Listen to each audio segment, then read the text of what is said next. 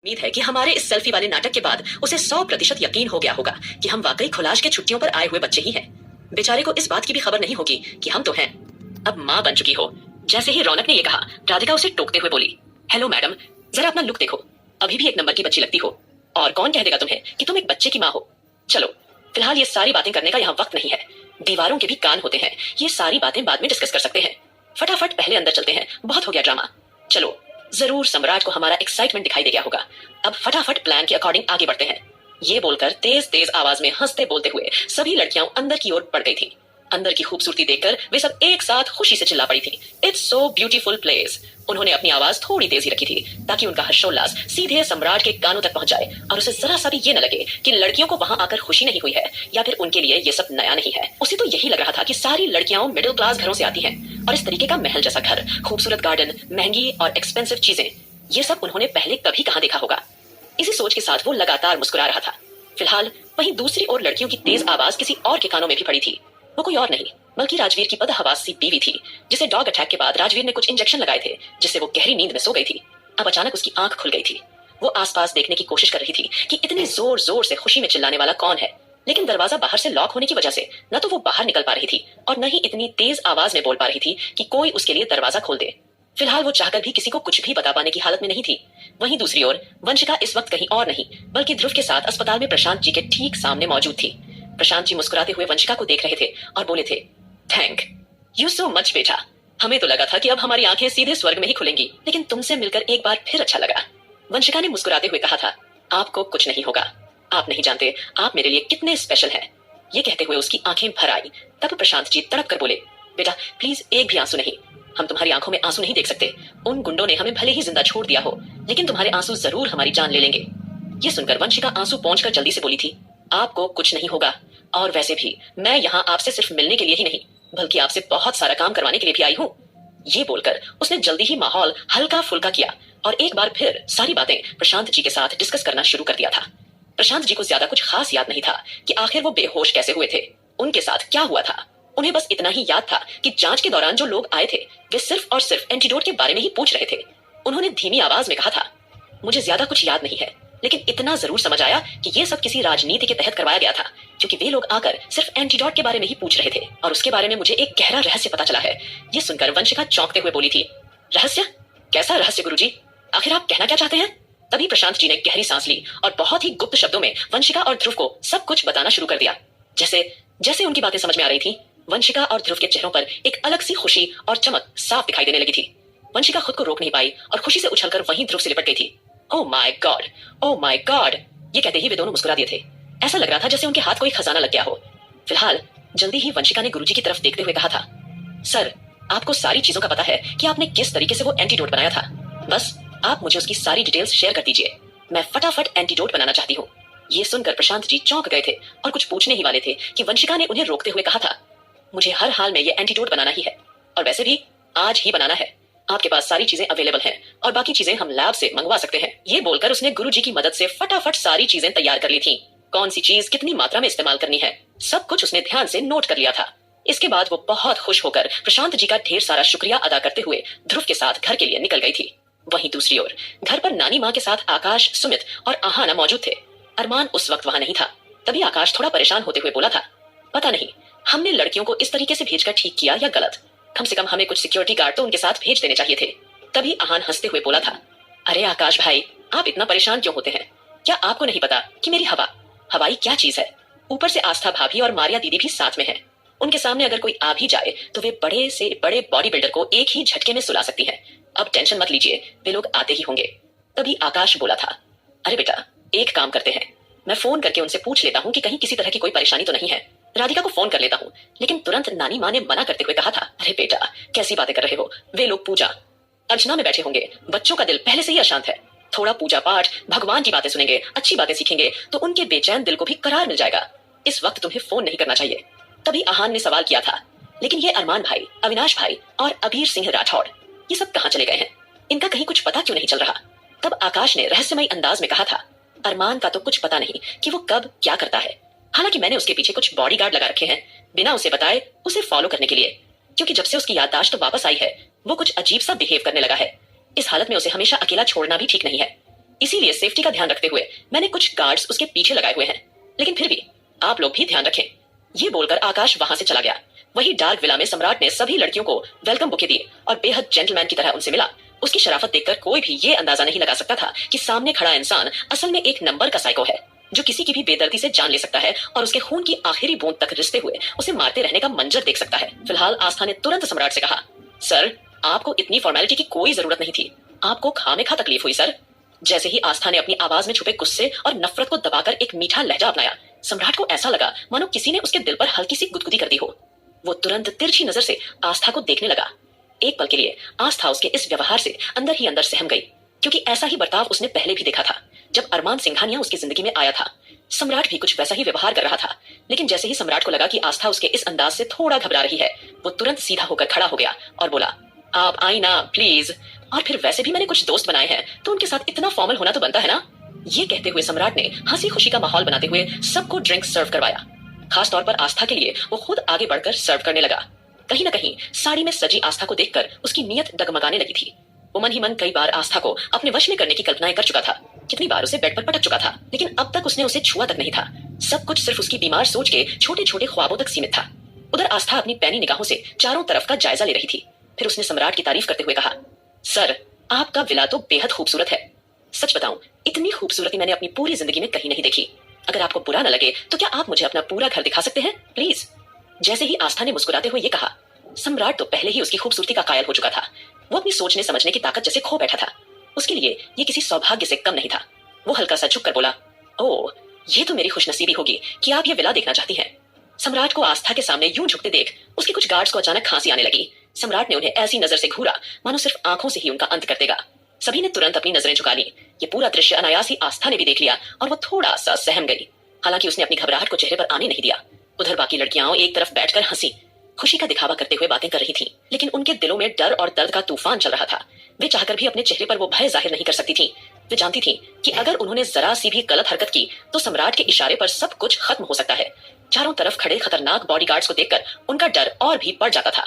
फिलहाल आस्था ने जल्दी से अपने बालों को आगे किया और हल्के से अपने कान को छुआ। बाहर बैठे उसके साथी मारिया उसकी आंखों में लगे खास लेंस के जरिए पूरे घर को स्कैन कर रही थी।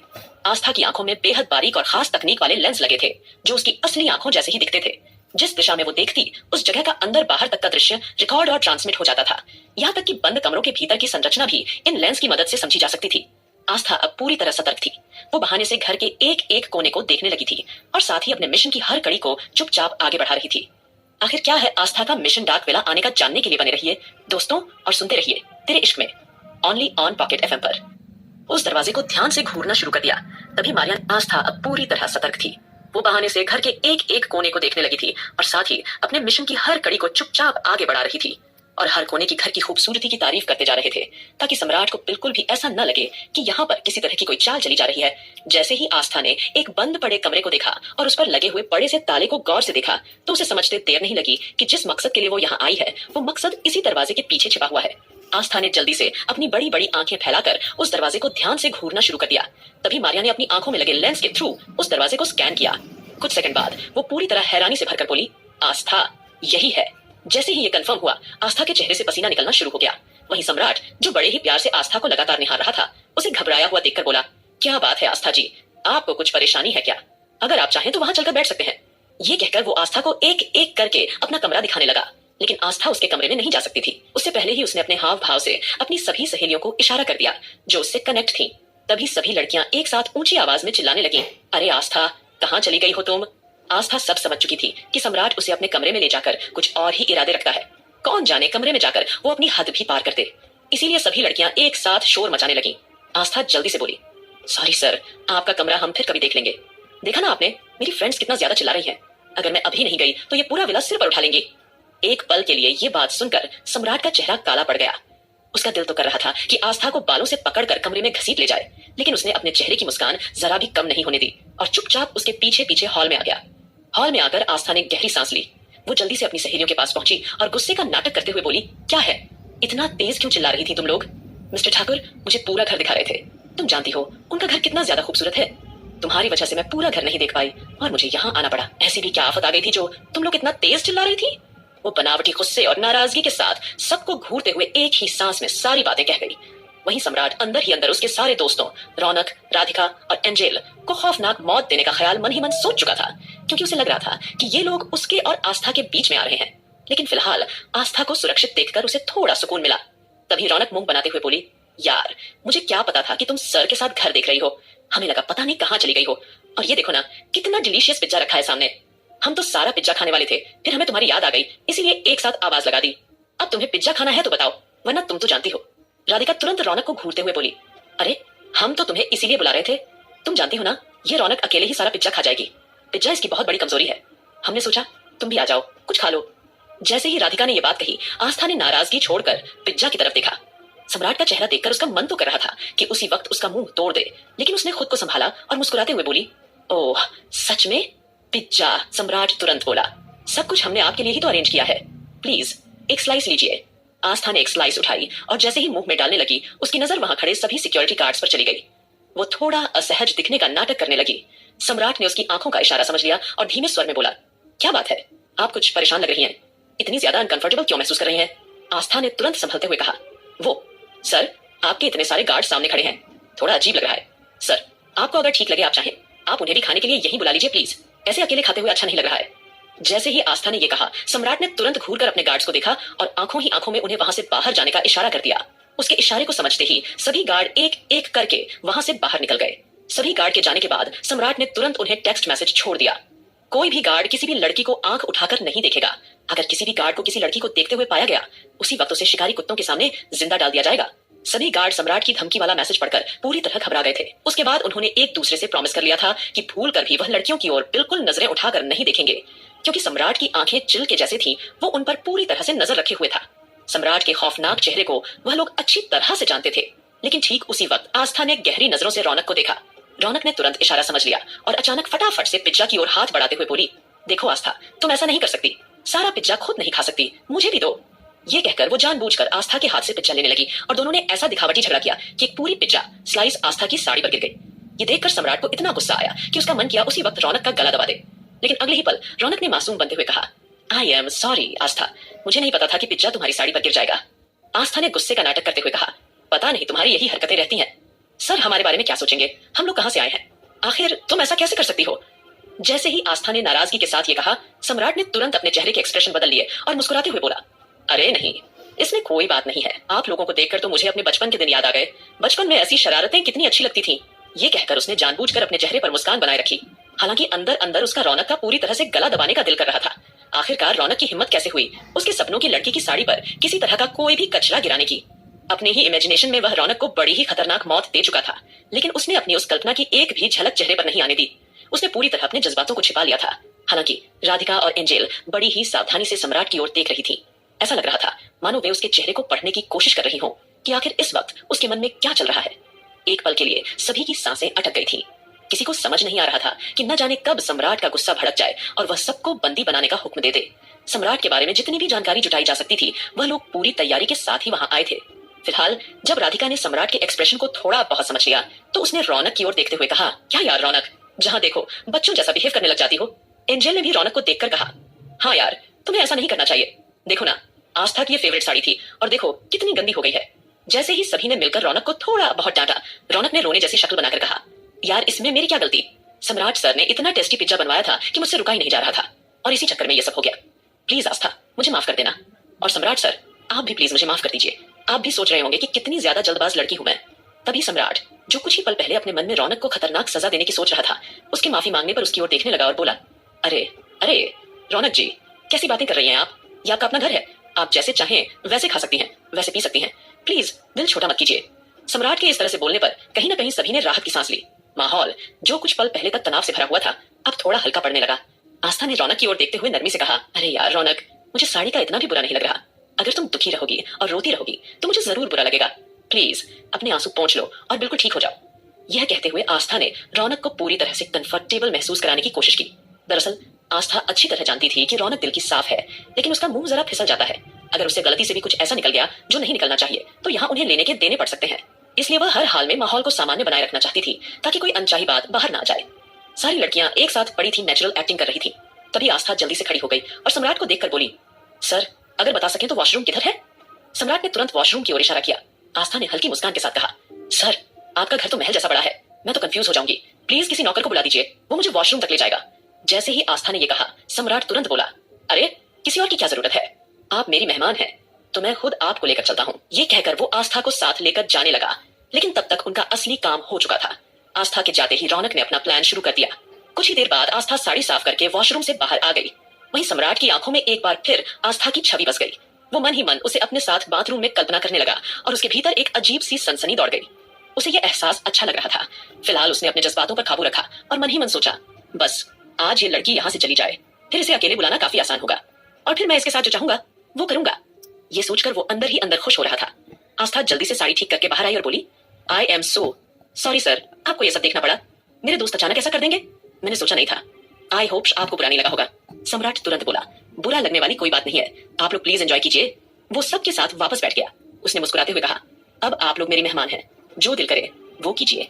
तभी आस्था और बाकी सब खाने के लिए बैठ गए, लेकिन आस्था ने पहला स्लाइस लेने से पहले सम्राट की ओर देखा और बोली, सर बिल्कुल अच्छा नहीं लग रहा, हम आपके मेहमान हैं और आप खुद कुछ खा नहीं रहे, प्लीज आप भी कुछ तो लीजिए।